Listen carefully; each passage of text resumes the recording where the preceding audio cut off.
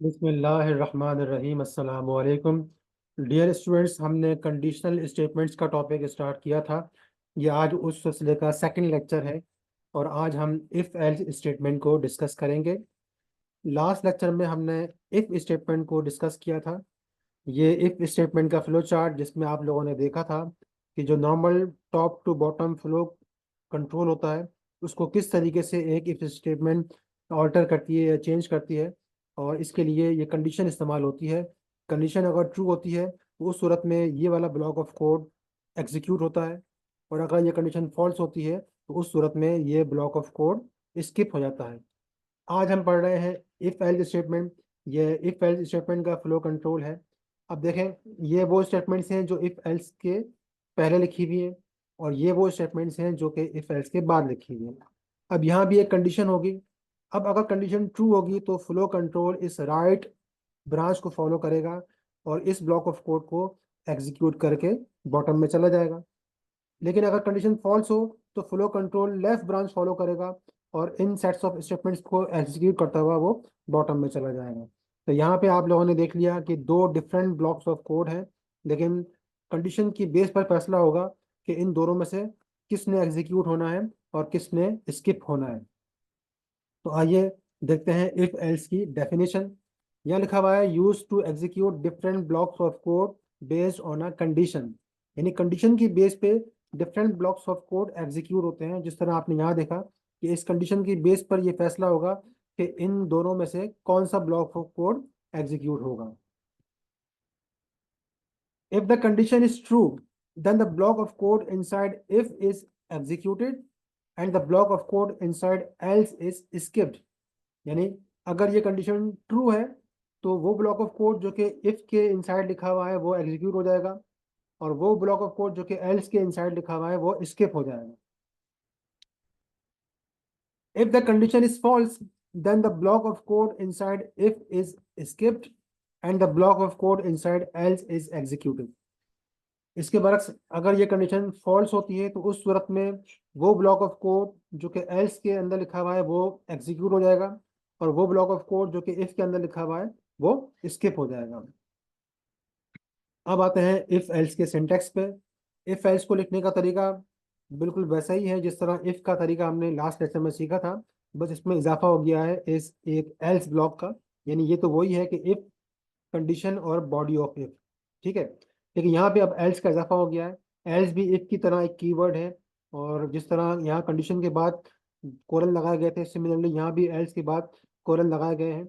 और जिस तरह यहाँ इफ की बॉडी हमने इंडेंट करके लिखी थी, सिमिलरली एल्स की बॉडी भी आगे थोड़ा इंडेंट करके लिखेंगे। ठीक है, इसको एक एग्जाम्पल से समझते हैं, और मैं पहले आपको जो लास्ट लेक्चर की एग्जाम्पल थी वो दिखाना चाहूँगा।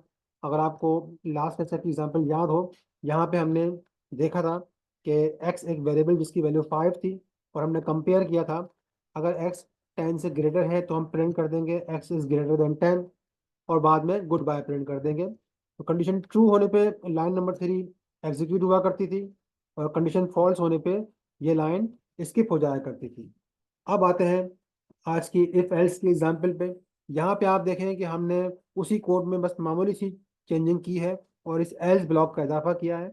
और इस एल्स ब्लॉक का काम ये है कि अगर ये कंडीशन ट्रू ना हो, फॉल्स हो, तो उस सूरत में हमने कौन सा ब्लॉक एग्जीक्यूट करना है, तो वो ब्लॉक हमने यहाँ पे इनसाइड द एल्स ब्लॉक लिख दिया है। और जिस तरह हमने इफ की स्टेटमेंट के अंदर जो ब्लॉक था उसको हमने आगे इंटेंड करके टाइप किया था, सिमिलरली एल्स का ब्लॉक भी हमने आगे इंडेंट करके टाइप किया है। तो लाइन नंबर 3 इफ ब्लॉक का पार्ट है, जहाँ पे हम ये प्रिंट कर रहे हैं एक्स इज ग्रेटर देन 10 अगर कंडीशन ट्रू हो, जबकि लाइन नंबर 5 एल्स ब्लॉक का पार्ट है जहाँ हम प्रिंट कर रहे हैं एक्स इज लेस देन और इक्वल टू 10। ये उस सूरत में प्रिंट स्टेटमेंट एग्जीक्यूट होगी जब ये कंडीशन फॉल्स होगी। बाकी ये जो लास्ट लाइन लाइन नंबर 6 पे प्रिंट है, ये इसका ताल्लुक इस इफ एल से नहीं है। कंडीशन ट्रू हो या फॉल्स हो, ये हर हाल में एग्जीक्यूट होगा। जब इस प्रोग्राम को आप देखें तो यहाँ पे एक्स की वैल्यू 5 है, जिसका मतलब ये कंडीशन फॉल्स है।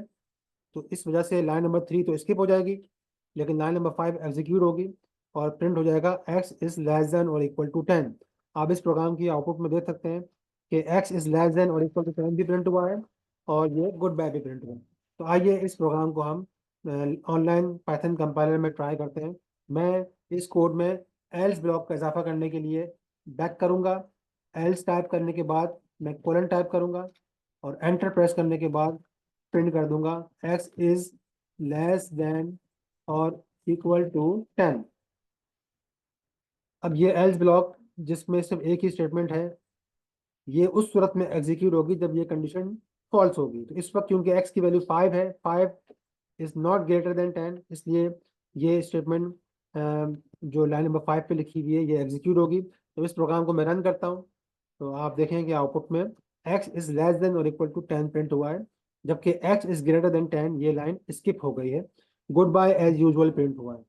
और अगर मैं x की वैल्यू 5 से 15 कर दूंगा, अब मैं इस प्रोग्राम को रन करूंगा तो अब ये कंडीशन ट्रू हो जाएगी क्योंकि x 15 है, 15 ग्रेटर देन 10 है, जिसकी वजह से लाइन नंबर 3 एग्जीक्यूट होगी और x is greater than 10 print हो गया है, जबकि लाइन नंबर 5 स्किप हो गई है, यानी x इज लेस देन और इक्वल टू 10 प्रिंट नहीं हुआ है, good bye as usual print हुआ। अच्छा, अब हम आते हैं अगली स्लाइड पे जहाँ पे फिगर 3.18 को डिस्कस किया गया है और इसमें उसी लास्ट लेक्चर वाले इवेंट और के प्रोग्राम को दोबारा से इफ एल्स की मदद से बनाया गया है। तो हम दोबारा आते हैं ऑनलाइन पाइथन कंपाइलर पे और जहाँ पे हमने ये प्रोग्राम बनाया था अपने लास्ट लेक्चर के अंदर, अगर आपको याद हो, हमने दो सेपरेट इफ स्टेटमेंट इस्तेमाल की थी ताकि हम मालूम कर सकें कि इवन नंबर है या ऑड नंबर है। और आप लोगों को मैंने बताया था कि हमने दो डिफरेंट कंडीशन इस्तेमाल की थी, एक चेक कर रही थी कि रिमाइंडर 0 है और एक चेक कर रही थी कि रिमाइंडर 1 है। और आप लोगों को याद हो मैंने आपको बताया था कि किसी भी नंबर को अगर हम 2 से डिवाइड करते हैं तो या तो रिमाइंडर 0 आएगा या रिमाइंडर 1 आएगा। तो हम रिमाइंडर 0 की सूरत में इवन प्रिंट कर देंगे और रिमाइंडर 1 की सूरत में ऑड प्रिंट कर देंगे। अब हम इस प्रोग्राम को चेंज करते हैं और इसको इफ एल्स से बनाते हैं। तो इसमें हमें बस यही चेंजिंग करनी पड़ेगी कि हम यहाँ पे इस इफ को और इसकी कंडीशन को डिलीट कर दें और यहाँ पे हम एक एल्स का कीवर्ड लगा दें। अब यहाँ पे जब कंडीशन ट्रू होगी, यानी जब रिमाइंडर 0 आएगा तो फिर लाइन नंबर 3 एग्जीक्यूट हो जाएगी, लेकिन अगर कंडीशन फॉल्स होगी तो फिर हम लाइन नंबर 5 पे आ जाएंगे और ये प्रिंट कर देगा नम इज ऑड। यानी कि हमें अब यहाँ पे दोबारा से कंडीशन लगाने की कोई ज़रूरत नहीं है।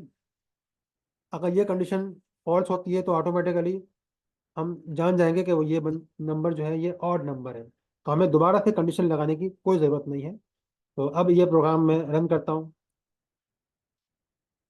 अगर मैं यहाँ पे एक इवन नंबर एंटर करता हूँ तो ये कह देगा नम इज इवन, और अगर मैं इसको रन करते वक्त यहाँ पे एक ऑड नंबर दूंगा तो ये प्रिंट कर देगा नम इज ऑड। तो आप लोगों ने देख लिया कि मैंने सिंगल कंडीशन इस्तेमाल की है, मल्टीपल कंडीशन इस्तेमाल नहीं की है, और इस सिंगल कंडीशन से ही मैंने अपना जो इवन ऑड का प्रोग्राम था वो बना लिया है। कंडीशन ट्रू होगी यानी 2 से कंप्लीट डिवाइड हो गया तो इवन नंबर है, नहीं तो ऑड नंबर है। उम्मीद है ये एग्जाम्पल आपको समझ में आ गई होगी। अब आते हैं होमवर्क पे। होमवर्क में आज आपके लिए ये दो प्रॉब्लम्स हैं, इनको आप लोग नोट कर लें, इनको अपने पास ट्राई करें, कोई प्रॉब्लम हो तो आप मुझसे पूछ सकते हैं।